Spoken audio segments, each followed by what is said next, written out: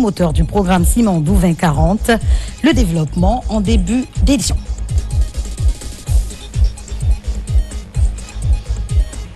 Et puis la ministre de la Femme et de la Solidarité était au chevet de la famille de Nanteneng Camara dans le quartier Anta. Son décès est survenu à la suite d'une altercation entre deux agents de sécurité. Sa famille reste inconsolable. La mare de Dalabadala, une célébration qui résiste au temps. Cette année encore, le ton est donné pour mettre en avant la pêche collective. C'est tout pour le sommaire.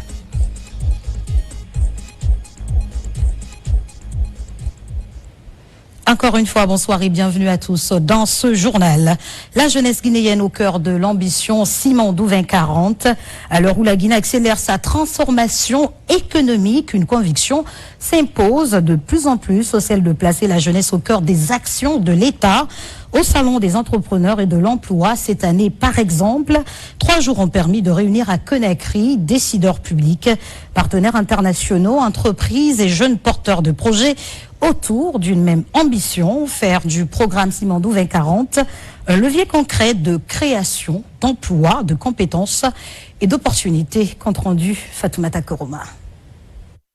En Guinée, l'ambition économique prend désormais le visage de la jeunesse, de l'innovation et de l'entrepreneuriat. Pendant 3 jours, Conakry a vibré au rythme de la 5e édition du Salon des entrepreneurs et de l'emploi en Guinée. Le SADEN, placé cette année sous le thème Simandou 2040, l'heure des TPME, bâtir des capacités et créer des emplois. Une édition tournée vers l'action, les solutions et surtout vers l'avenir.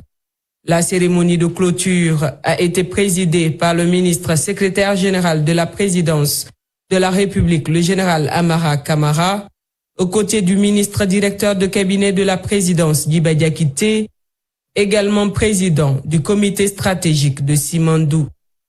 Avant même d'accéder à la salle officielle, les 2 autres autorités ont parcouru les différents stands dans une ambiance chaleureuse et conviviale.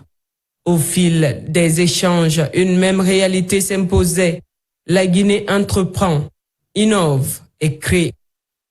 Dans une République de Guinée engagée dans la mise en œuvre du programme stratégique Simandou 2040, dont plusieurs piliers sont consacrés à l'éducation, à l'emploi, au capital humain, au contenu local et au développement du secteur privé, ce type d'initiative apparaît comme un véritable accélérateur de compétences et d'opportunités. Parmi les grandes innovations de cette édition, le SADEN Job Day, une initiative pensée pour aller au-delà des discours sur l'emploi en mettant directement les compétences guinéennes en relation avec les entreprises.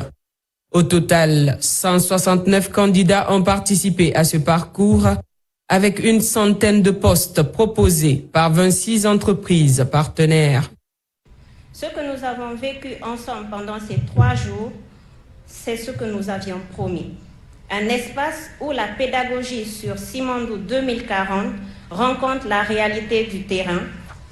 Le SADEN Job Day est une promesse, celle de ne pas se contenter de parler d'emploi des jeunes Guinéens, mais de mettre des candidats formés en face des entreprises qui recrutent. Pas dans 6 mois, maintenant. 200 candidats sélectionnés, répartis en 3 cohortes, 9 modules de formation intense, encadrés par des professionnels engagés que je tiens à remercier ici. Aujourd'hui, 169 candidats sortent de ce parcours pilote avec le label SADEN Job Day Ready. 169 jeunes Guinéennes et Guinéens prêts à entrer sur le marché de l'emploi avec des compétences validées et la confiance retrouvée. Partenaire stratégique de cette 5e édition, la compagnie du Transguinéen, à travers son directeur général, a salué une initiative qui valorise les petites et moyennes entreprises, essentielles à la vision économique portée par la République de Guinée. L'expérience à travers le monde montre que les petites et moyennes entreprises sont essentielles à la création d'emplois, en particulier dans une économie en développement comme la Guinée.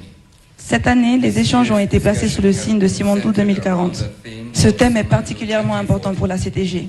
La vision de la CTG est de devenir une entreprise logistique guinéenne de classe mondiale, reliant la Guinée au monde. Nous sommes fermement convaincus que le succès de Simandou et de la CTG se mesurera à la capacité des entreprises et des talents guinéens à participer pleinement aux opportunités qu'ils génèrent.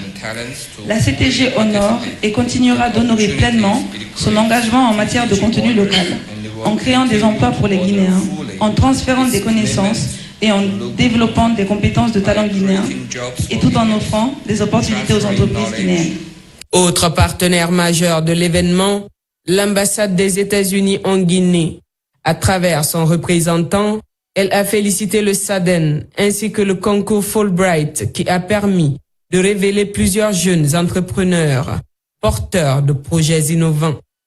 Au nom de l'ambassade des États-Unis et de la chargée d'affaires Mary Dashba, je voudrais saluer l'association des boursiers Fulbright de la Guinée qui a organisé dans le cadre du SADEN le Freedom 250 SADEN Fulbright Innovation Challenge.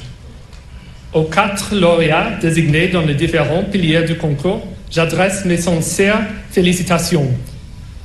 Votre succès aujourd'hui est une reconnaissance de votre créativité et de votre capacité à transformer une idée en un projet. L'entrepreneuriat n'est jamais un chemin facile. Il demande du courage, de la persévérance et la capacité d'apprendre, d'adapter et de continuer même quand les choses sont incertaines. Pour l'ambassade des États-Unis, il est important de soutenir des initiatives qui renforcent les compétences, encouragent l'innovation et créent des liens entre les peuples américains et guinéens. Prenant la parole, la ministre du Commerce, de l'Industrie et des PME a rappelé le rôle central des PME dans la réussite du programme Simandou 2040. Pour elle, aucun développement durable ne peut être envisagé sans un tissu entrepreneurial fort, capable de transformer les opportunités économiques en emploi et en croissance. Pendant 3 jours, le SADEN a été un espace de dialogue, de partage d'expériences, d'apprentissage, de mise en relation et d'ouverture vers de nouvelles opportunités.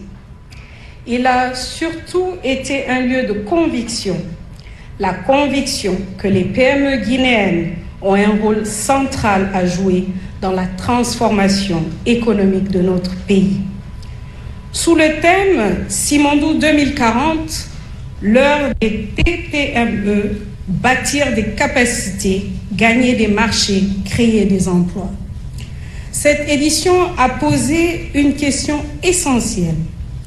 Comment faire en sorte que les grandes ambitions économiques de la Guinée deviennent des opportunités réelles pour nos entreprises, nos jeunes et nos territoires? Une projection vidéo est ensuite venue clarifier les nuances entre le projet minier Simandou et le programme Simandou 2040, présenté comme une vision globale de transformation économique, sociale et humaine de la Guinée. Ouvrir la Guinée sur l'élite académique mondiale, c'est aussi cela, le programme Simandou 2040. Dans son allocution, le ministre directeur de cabinet de la présidence de la République et président du comité stratégique de Simandou a souligné que ces 3 jours de travaux ont démontré une chose essentielle. La Guinée ne manque ni de talent, ni de compétences pour accompagner la vision de développement économique et social du pays. Pendant ces 3 jours, le SADEN a démontré une réalité simple. La Guinée ne manque ni de talent, ni d'entrepreneurs, ni de jeunes compétents prêts à contribuer à la transformation de notre économie. Nous avons vu des entrepreneurs venus de toutes les régions présenter leurs projets et défendre leur réussite. Nous avons vu des institutions, des partenaires techniques et financiers, des experts et des acteurs du secteur privé débattre des défis et des opportunités de notre développement. Tout cela confirme une conviction forte.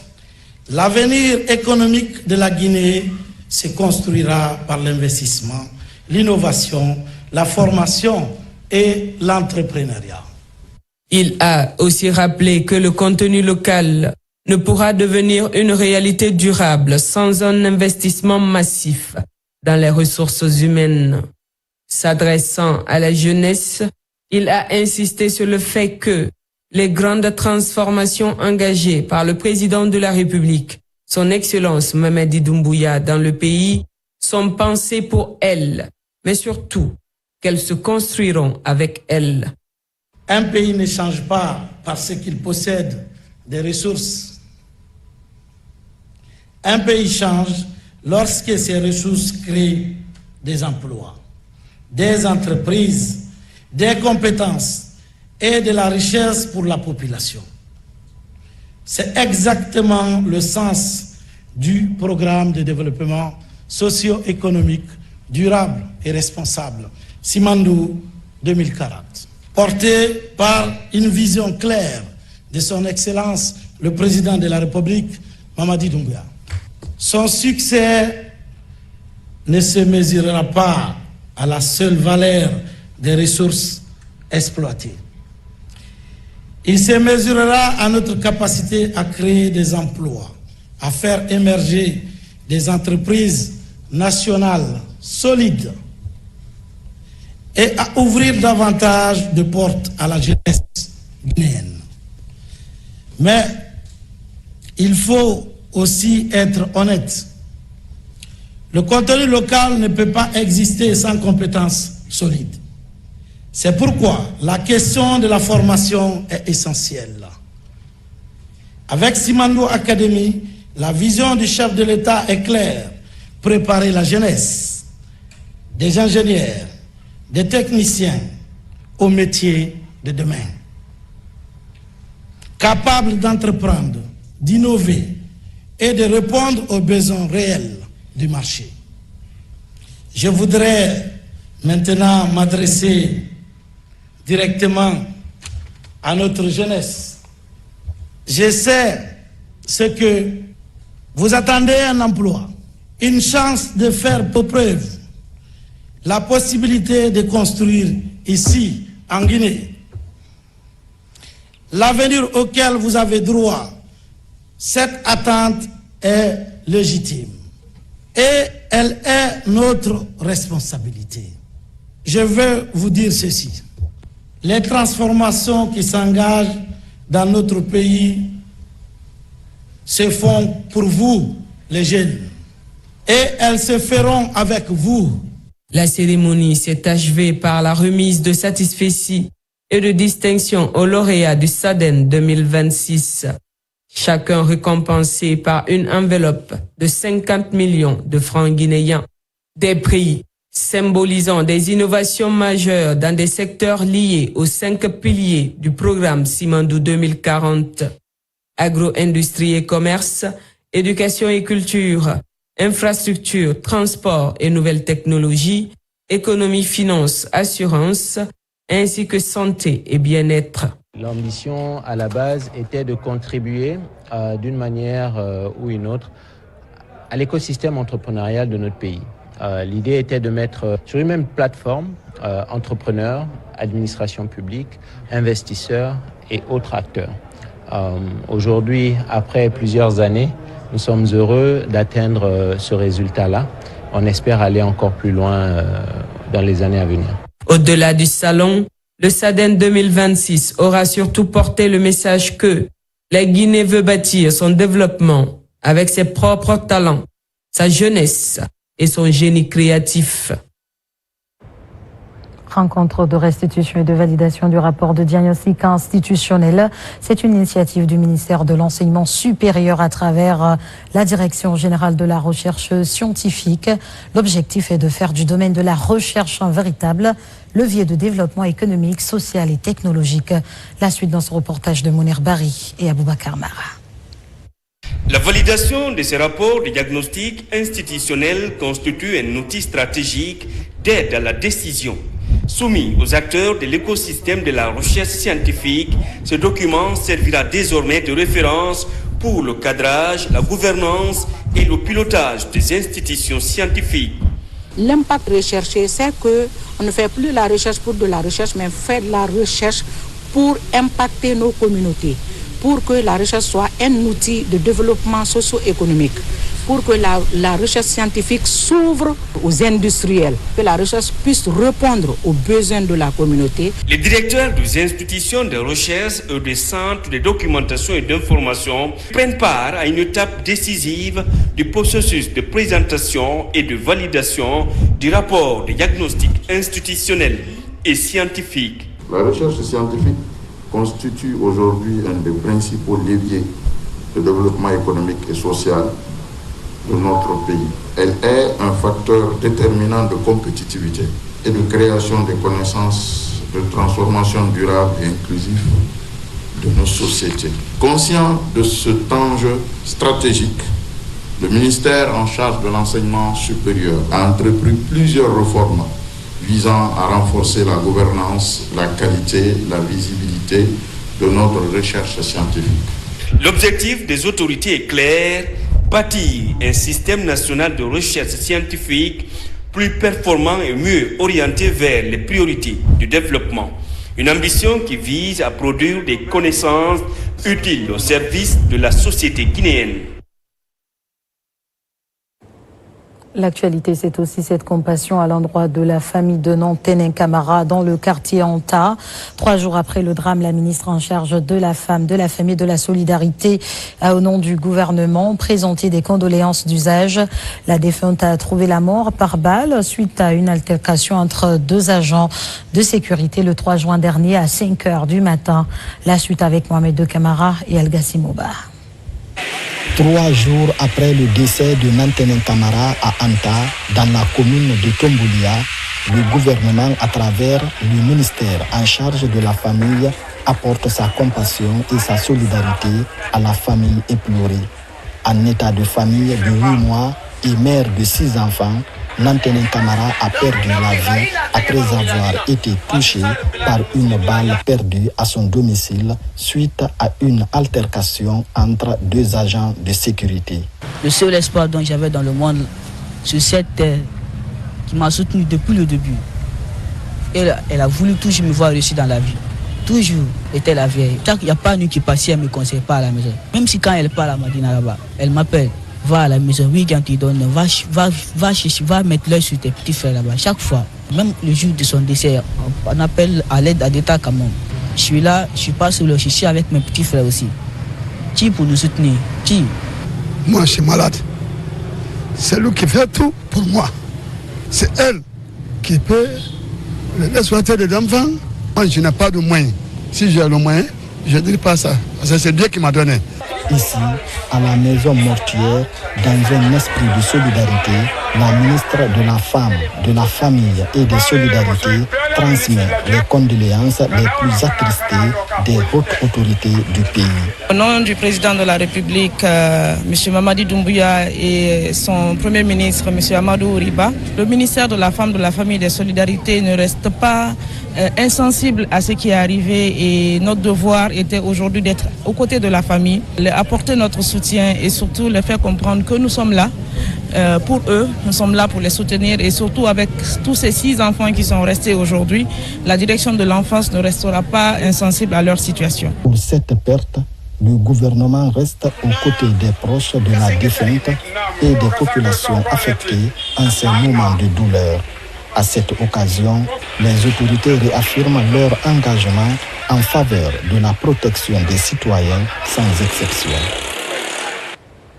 À l'instar des autres pays de l'Union africaine, la République de Guinée célébrera ce 7 juin la journée africaine des frontières, placée sous le thème « Assurer la disponibilité durable de l'eau et des systèmes d'assainissement sûrs pour atteindre les objectifs de l'agenda 2063 ».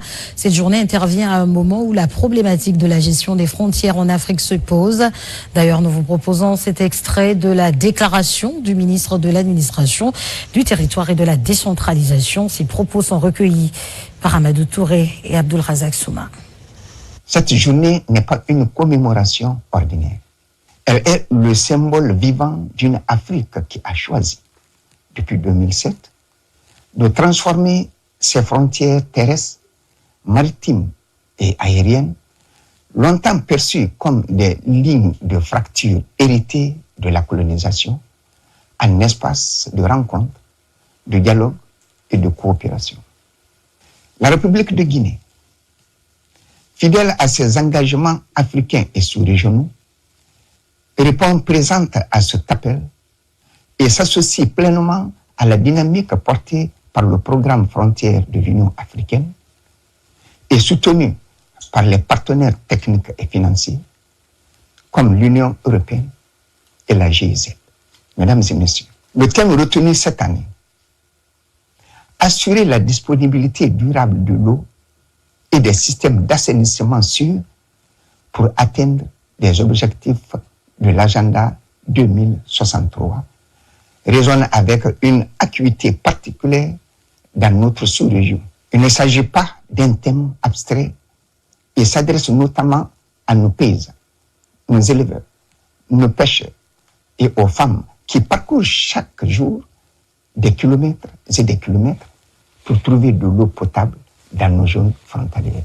Je voudrais réaffirmer l'attachement indéfectible de la République de Guinée aux principes qui fondent la gestion des frontières africaines. Le respect des frontières héritées de la colonisation, la primauté du dialogue et de la concertation et la vision d'une Afrique intégrée, telle que consacrée par l'agenda 2063 de l'Union africaine. Conformément à la vision du chef de l'État, M. Mamadi Doumbouya, commandant en chef des forces armées guinéennes, nos frontières sont et seront toujours des espaces de solidarité, de prospérité partagée et de fraternité entre les peuples.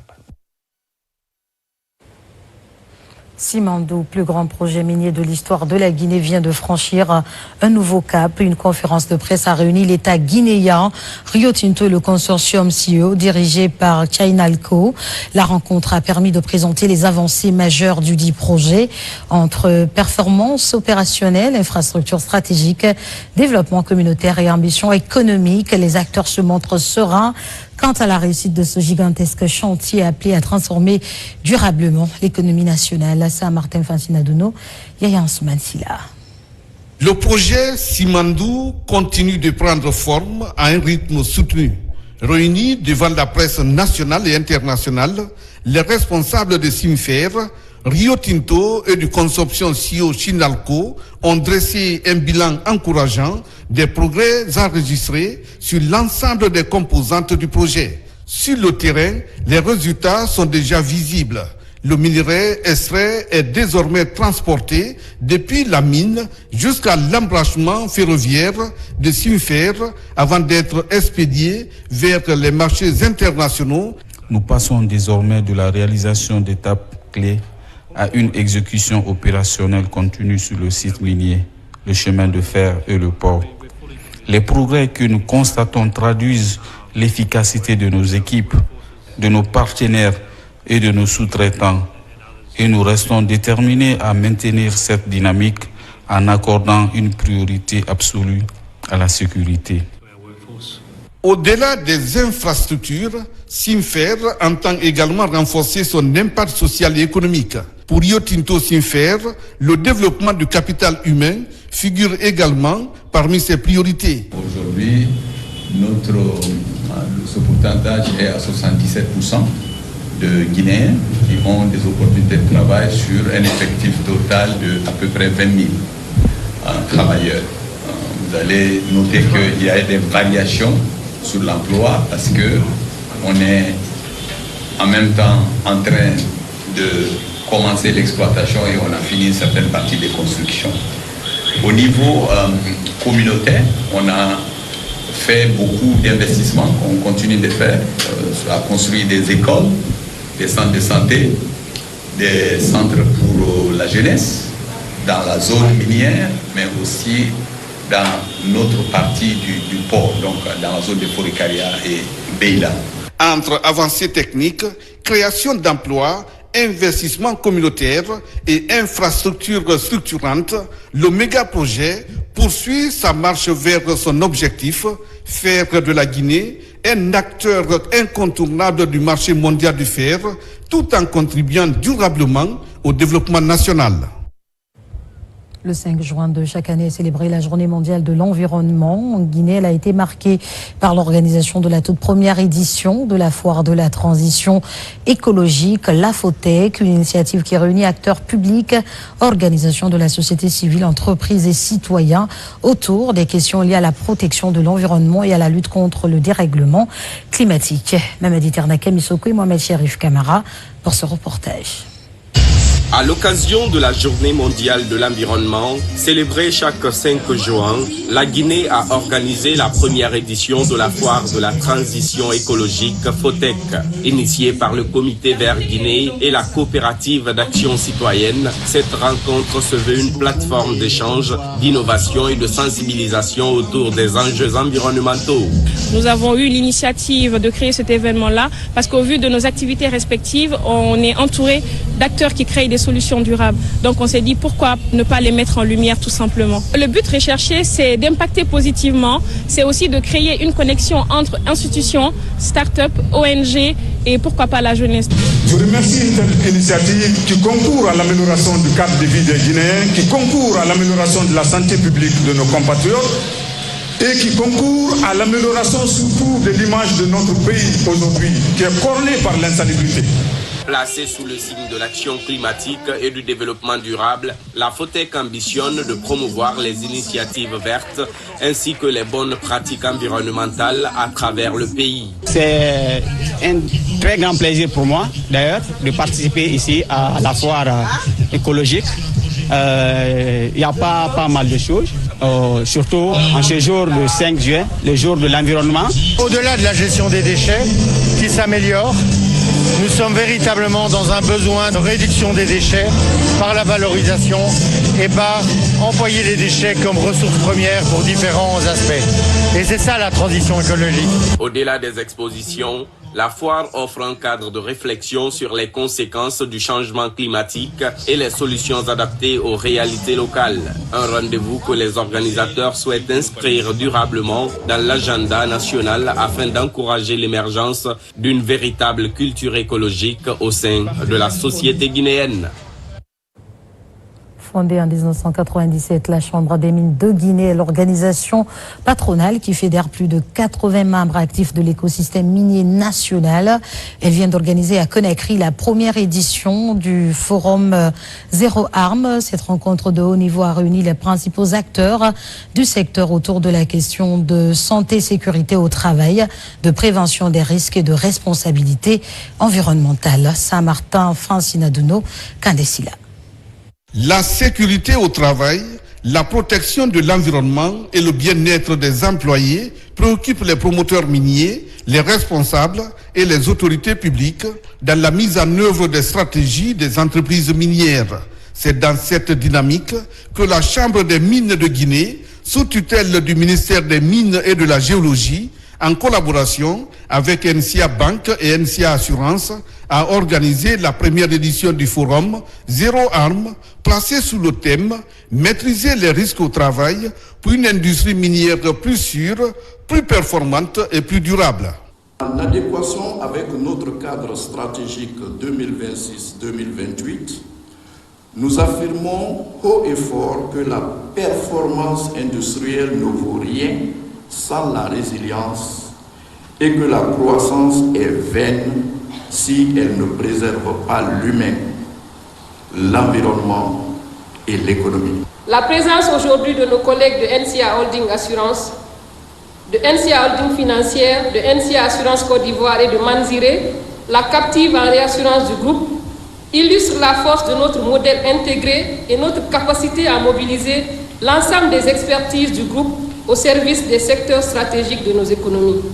Le ministre des Mines et de la Géologie, Bouna Sylla, a présidé les travaux de la première édition de Zéro Arme, tout en rappelant que que la sécurité ne doit plus être perçue comme une simple exigence réglementaire, mais comme un véritable levier de performance pour toute la chaîne minière de la Guinée.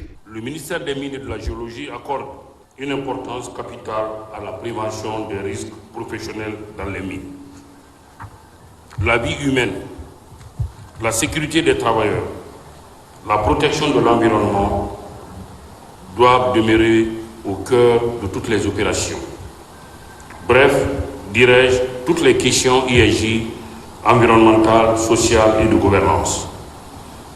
Nous appelons ainsi l'ensemble des sociétés minières et leurs sous-contractants à renforcer significativement leurs standards en matière de santé, de sécurité, environnement et communauté en s'alignant sur les meilleures pratiques de l'industrie en la matière. À travers ce forum Zéro Arme, la Chambre des mines de Guinée marque ainsi une étape importante dans la construction d'une industrie minière moderne, responsable et compétitive où la protection des travailleurs, le respect de l'environnement et la performance économique avancent de concert. Diplomatie avec la cérémonie de présentation des lettres de créance de l'ambassadeur de Guinée au Gabon au président Brice Clotaire Oligui Nguema. L'envoyé du chef de l'État guinéen a saisi l'occasion pour transmettre les salutations fraternelles du président Mamadi Doumbouya à son homologue. Il a par la suite élaboré un programme de rencontre avec les compatriotes vivant sur le sol gabonais. Makemed Onzo compte rendu. Dernièrement, les relations entre Conakry et Libreville ont pris une nouvelle direction sous la conduite des deux chefs d'État, le président Mamadi Doumbouya et le président Brice Clotaire Oligui Nguema. Une belle amitié entre deux frères d'armes ayant conduit à l'érection d'une ambassade de la Guinée au Gabon. L'ambassadeur guinéen vient de remettre ses lettres de créance au président gabonais en lui transmettant les salutations fraternelles de son homologue guinéen. Le début d'une nouvelle ère dans le raffermissement de la coopération bilatérale entre les deux pays. Avec la gouvernance de son Excellence M. Mamadi Doumbouya, président de la République de Guinée, chef de l'État, la prise en compte des préoccupations des Guinéens établis à l'étranger est une réalité. Il le dit, quand un Guinéen a un problème, c'est toute la nation guinéenne qui a ce problème. Et cette diplomatie de proximité est fidèlement traduite par Dr Maurice Sandan Kouyaté, ministre des Affaires étrangères, de l'intégration africaine et des Guinéens établis à l'étranger. L'ambassadeur extraordinaire et plénipotentiaire Daouda Souma a mis cette occasion à profit, évoqué avec le président gabonais les perspectives économiques de la Guinée avec le programme Simandou 2040. Un programme que connaît bien le président Brice Clotaire Oligui Nguema pour avoir assisté à son lancement officiel à Conakry. Au cours de l'entretien, Son Excellence M. Brice Clotaire Oligui Nguema, président de la République gabonaise, a affiché son ambition de s'inspirer du méga-projet structurant Simandou. L'autre défi qui attend le diplomate guinéen est la prise en charge des préoccupations des compatriotes établis au Gabon, conformément aux instructions du ministre des Affaires étrangères, Dr Maurice Sanda Kouyaté. Intéressons-nous à présent à cette démarche globale qui vise à promouvoir et à améliorer des échanges commerciaux fluides, sûrs et inclusifs au niveau des frontières. 45 agents des douanes et des services aux frontières sortent d'une session de renforcement de capacité sur la facilitation du commerce transfrontalier. Ils sont outillés par la Direction nationale du commerce extérieur et de la compétitivité sur des modules comme l'accord sur la facilitation des échanges et la ZLECAF. Abdul Karim Kamara, reportage. La Guinée poursuit ses efforts de résilience économique des populations et d'amélioration du commerce transfrontalier. Au ministère de l'Industrie et du Commerce, la facilitation des échanges aux frontières reste dans l'orbite de cette vision. C'est en ce sens que les acteurs des différentes administrations frontalières se retrouvent pour une consolidation de leurs aptitudes portées par la Direction nationale du commerce extérieur et de la compétitivité. dans un contexte marqué par la mise en œuvre de la zone de libre-échange continentale africaine, l'application de l'accord sur la facilitation des échanges de l'Organisation mondiale du commerce et le renforcement des mécanismes régionaux d'intégration, il devient indispensable de disposer d'administrations modernes, performantes et orientées vers la qualité de services rendus aux usagers. C'est un accompagnement du projet de fonds d'investissement social de relance post-Ebola PERSIF. 45 agents des douanes et des services aux frontières sont outillés sur le schéma de libéralisation des échanges de la CEDEAO, l'accord sur la facilitation des échanges et la ZLECAf. Les accords sont signés, mais les agents ne sont pas informés. Chaque fois, il y a des problèmes entre les frontaliers, entre les opérateurs économiques et les agents de la douane et autres agents au niveau des frontières. C'est de connaître, les former, les sensibiliser et les informer, pour de ne pas violer ces principes. C'est une condition pour améliorer notre climat des affaires, développer nos exportations et permettre à notre pays de mieux tirer parti des opportunités économiques qui s'ouvrent, notamment avec le programme Simandou 2040. Au terme de cette formation, nous devons pouvoir avancer sur des points simples.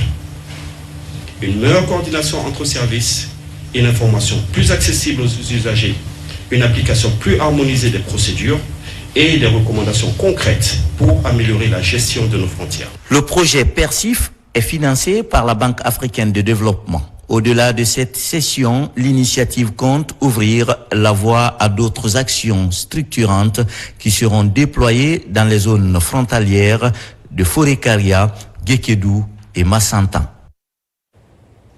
Dans un autre registre, la coalition citoyenne pour les élections et la gouvernance vient d'initier un projet de formation en faveur de 40 acteurs de la société civile. Plusieurs thématiques sont inscrites à l'ordre du jour, notamment l'analyse des données électorales. Aboubacar Junior Camara nous en dit plus. 40 acteurs de la société civile à l'école d'analyse électorale basée sur des preuves. L'objectif de ce projet est de doter ces jeunes de la société civile des outils méthodologiques d'analyse et de compétences leur permettant d'analyser et de collecter les données pour influencer les réformes du système électoral en Guinée. L'initiative est portée par la coalition citoyenne des élections et la gouvernance. Il faut que les acteurs de la société civile puissent connaître c'est quoi les données électorales, où les trouver, comment les collecter, comment les analyser et comment consolider les rapports d'observation et comment tirer de ces rapports d'observation consolidés des recommandations fiables et comment transformer ces recommandations fiables-là en feuille de route et comment faire le plaidoyer pour faire accepter cette feuille de route-là pour apporter des réformes. Depuis quelques années, notre pays s'est tracé une nouvelle voie démocratique permettant de garantir des institutions démocratiques de la République. Les forces vives du pays sont sollicitées et les acteurs de la société civile occupent une place de choix dans ce processus électoral. Au sortir de cette formation, nous voulons que les différents participants soient capables de prendre un rapport d'observation électorale, que ce soit d'une mission d'observation internationale. Si nous prenons l'Union européenne, si nous prenons le centre Carter, si nous prenons la CEDEAO et autres, de le lire, de le comprendre, de savoir distinguer le niveau, quelle est sa structure, quelles sont les parties les plus essentielles d'un rapport. 2 jours d'échange francs sous des modules comme cadre juridique et institutionnel des élections, l'administration électorale, participation politique et inclusion, médias, information et désinformation, mais aussi des risques contentieux et réformes électorales. Toutes ces thématiques seront développées afin de mieux outiller ces acteurs de la société civile. Campagne de prévention et de dépistage de l'hypertension artérielle et du diabète. À la Direction générale des douanes, plusieurs agents bénéficient de l'initiative de la Caisse nationale de prévoyance sociale. L'objectif, sensibiliser et détecter précocement ces maladies qui sont aujourd'hui à l'origine de plusieurs cas de décès. Alpha Isiagaba. Les soldats de l'économie marquent une pause dans leur activité quotidienne. À la Direction générale des douanes, place à la prévention sanitaire. À l'initiative de la Caisse nationale de prévoyance sociale, les douaniers bénéficient d'une séance gratuite du dépistage de l'hypertension artérielle et du diabète, 2 maladies silencieuses aux conséquences lourdes. Cette activité est organisée par la Caisse nationale de prévoyance sociale en collaboration avec le ministère de la Santé et de l'hygiène publique à travers le programme national de lutte contre les maladies non transmissibles. On demande à tout le monde à ce qu'il se fasse dépister. Ce sont des maladies silencieuses. On peut vivre avec pendant des années sans que ça ne se manifeste. Parce que le premier signe de ces pathologies, c'est l'absence de signes. Au programme, prise de tension, contrôle du taux de glycémie et conseils médicaux personnalisés. Des examens simples et rapides, mais essentiels pour détecter à temps d'éventuelles anomalies et prévenir les complications. C'est une heureuse initiative. Il faut saluer d'abord les plus hautes autorités, à commencer par M. le Président de la République, mais aussi saluer la Caisse nationale de la prévoyance sociale. Plus tôt on se fait dépister, mieux c'est pour le traitement. Donc je voudrais lancer un appel à tous mes collègues, surtout que nous faisons un travail difficile, un travail physique. Alors quand on est en bonne santé, c'est mieux. Donc mieux vaut prévenir que de tomber malade. Je demanderai tout un chacun de venir faire ce dépistage volontaire. Et ça y va dans l'intérêt de la Guinée et l'intérêt d'une personne même. Après les douaniers, cette campagne de dépistage gratuit devrait s'étendre à d'autres structures de l'administration publique. L'objectif est de toucher un plus grand nombre de travailleurs et de renforcer la lutte contre les maladies non transmissibles en Guinée. Dans l'actualité, toujours un complexe scolaire franco-arabe sera bientôt construit à Kokulo, dans la préfecture de Pita, une infrastructure moderne de 32 salles de classe pour former les futurs cadres du pays. La pose de la première pierre a regroupé autorités administratives, religieuses et les populations. Le projet est porté par des fils résidents et ressortissants de la localité. Sarafdin Diallo et Nabila Moussa pour ce reportage. C'est sur cette vaste étendue que sortira bientôt de terre l'école de mémorisation de Saint-Coran-Dak. Implanté dans le district de Kokulo, préfecture de Pita, l'établissement comprendra 32 salles de classe modernes ainsi que plusieurs infrastructures d'accompagnement. En plus de l'enseignement coranique, diverses disciplines académiques y seront dispensées. Nous avons pris conscience d'une chose, l'éducation que nos parents nous ont donnée a des valeurs. Et pour conserver ces valeurs, il faut que nous enseignions les futurs, cela veut dire les jeunes. C'est une école à dimension internationale, là où on apprend toutes les langues et mémoriser le Coran. Elle permettra aussi à nos enfants d'ailleurs et d'ici d'avoir une meilleure éducation dessus.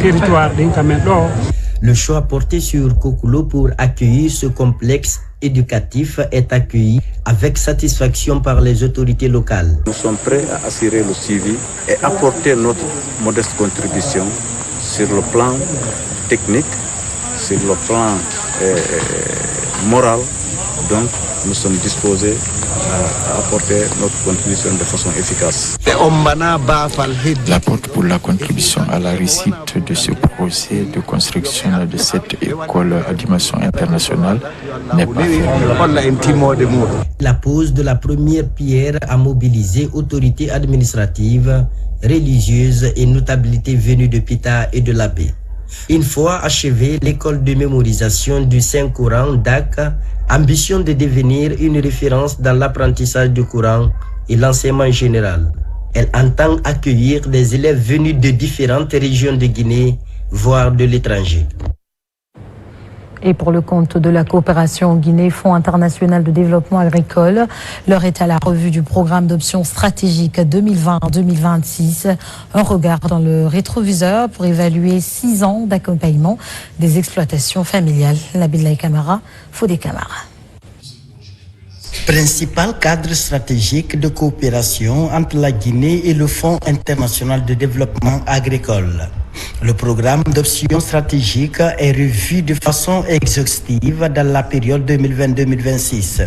6 ans d'intervention pour le développement des infrastructures rurales et l'autonomisation des jeunes et femmes. L'objectif, c'est en fait passer un review de notre partenariat avec le gouvernement de la Guinée, et par rapport au travail qu'on a fait ensemble depuis 2020 jusqu'à 2026, et en même temps viser l'avenir 5 ans. Et voilà, vous voyez ensemble comment nous allons continuer le partenariat gagnant-gagnant. Cette revue a permis de dresser le bilan des activités réalisées lors des 6 dernières années, sans oublier les défis à relever pour les 6 années à venir. Du recensement général de la population indique que 61% de la population vit en milieu rural. Et c'est exactement là le cœur de métier de FIDA, pour accompagner les populations rurales dans le secteur agricole à travers l'amélioration des pistes rurales. Donc ce cadre nous permet de tirer les leçons du cadre qui s'achève de 2020 à 2026 et d'entamer de nouveaux programmes avec justement le document de planification nationale. Ce cadre de coopération est mis en œuvre par le projet Agriculture familiale, résilience et marché d'une enveloppe de 120 millions de dollars. Nous sommes sortis de ce lancement avec grand espoir que les différents secteurs se coordonneront pour donner vraiment une coordination durable. Nos attentes, c'est que nous avons plaidé à tous les participants de contribuer efficacement afin qu'aucun secteur ne reste en arrière. À la fin de ces retrouvailles, une nouvelle feuille de route sera mise en place pour une agriculture plus productive et résiliente au bénéfice des exploitations agricoles. Et puis cet événement annuel pour célébrer l'entente et le vivre ensemble à travers la culture à Fodekaria Balimana, une sous-préfecture de Kankan. Ce moment de grande réjouissance pour fêter la mare d'Alabadala est basé sur la pêche collective à travers des chants et danses. Le ton est donné cette année encore pour revaloriser le secteur dans la savane guinéenne. N'est-ce pas, Diamant Kaba? Lorsque les masques sont en communion avec le public, c'est la fête au village. Fodekaria Balimana accueille ce moment de grande réjouissance pour attisser la flamme de la cohésion sociale. À travers des gestes et récits divers, il s'agit de danser, virevolter au nom de l'idéal de valorisation de la culture. Un événement d'intérêt commun pour annoncer la cueillette piscicole.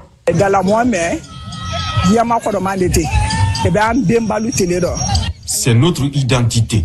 Aujourd'hui encore, nous sommes au bercail pour suivre les traces de nos ancêtres afin de revaloriser Dalabadala. Vieux de près de 2 siècles, Dalabadala affiche sa célébrité renforcée pour sa peste rituelle annuelle. Tous les âges sont là pour tenter leur chance. Dans les esprits, certains vont ramener à la maison, d'autres décident de revendre pour les petits besoins. Plus qu'une simple capture de poissons, c'est aussi la fête au village pour prôner la fraternité entre résidents et ressortissants.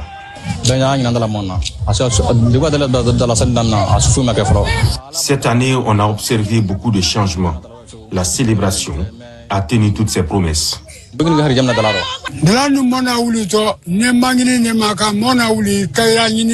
La célébration de notre mare reste et demeure la promotion de la cohésion sociale.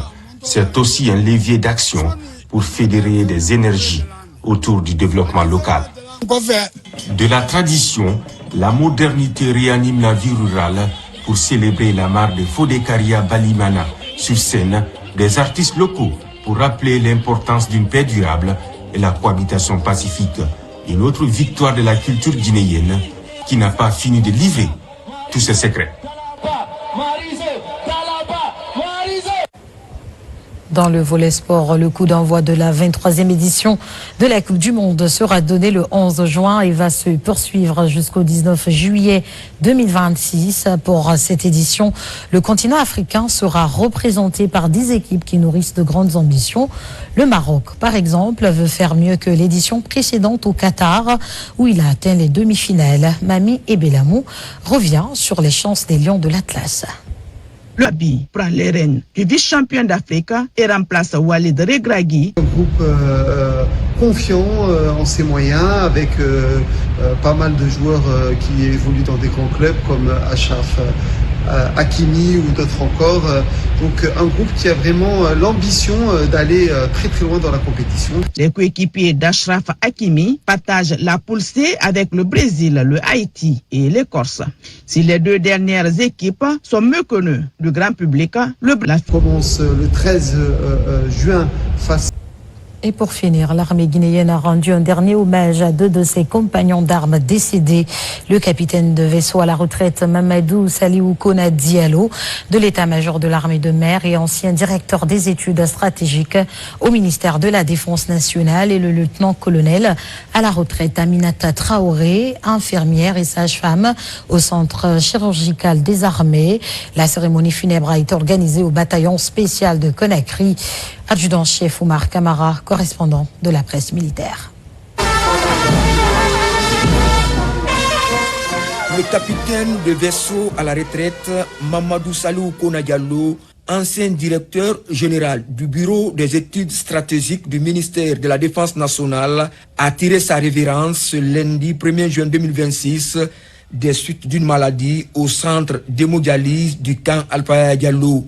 La cérémonie funèbre organisée dans l'enceinte du camp en présence de la directrice générale des pensions militaires et des anciens combattants, du chef d'état-major de l'armée de mer, du commandant du bataillon spécial de Conakry, des commandants des grandes unités de la capitale, parents, amis et collaborateurs. Le capitaine de vaisseau colonel Mamadou Saliou Kona Diallo est décédé le 1er juin 2026. Que la terre libre et bénie de Guinée, que tu as tant aimé et servi avec dévouement et honneur, te soit légère. Le capitaine de vaisseau à la retraite, Mamadou Saliou Kona Diallo, a été incorporé au sein des forces armées guinéennes le 4 octobre 1971. Au cours de sa carrière, il a suivi de brillantes formations militaires dans plusieurs pays, notamment en République populaire de Chine et aux États-Unis d'Amérique.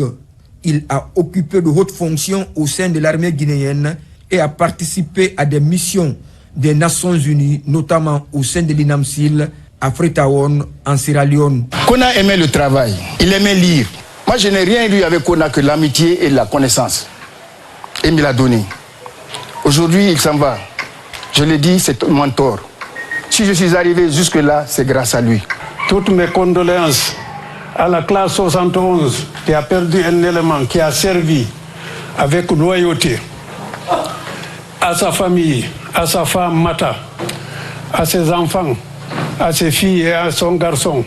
Nous le pleurerons toujours. Au camp Alpha Diallo, l'émotion était grande.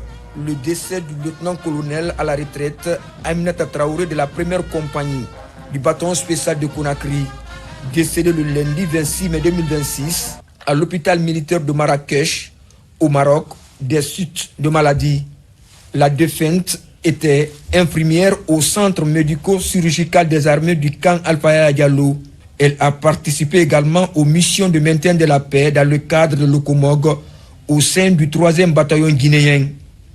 Les autorités militaires se sont recueillies devant sa dépouille mortelle en présence des parents, amis et compagnons d'armes. Le capitaine de vaisseau à la retraite, Mamadou Saliou Kona Diallo, et le lieutenant-colonel à la retraite, Aminata Traoré, respectivement issus de la classe de recrutement 1971 des forces armées guinéennes, se sont éteints après de longues années de loyaux services rendus à la nation, laissant derrière eux des enfants et des familles inconsolables.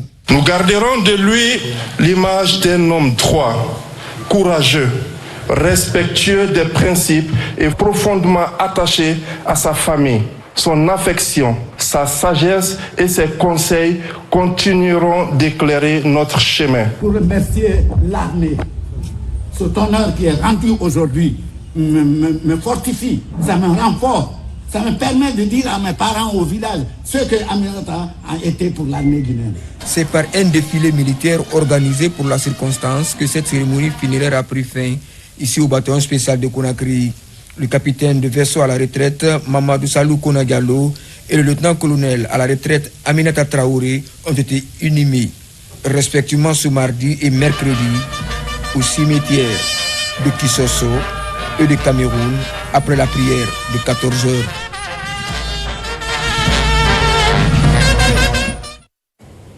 C'est C'est cet élément, mesdames et messieurs, qui met fin à ce journal. Remercie à tous de l'avoir suivi. L'actualité se poursuit sur le www.rtgguinée.info. Guinée, notre paradis, terre de richesse, d'opportunités et d'innovation. Bonsoir.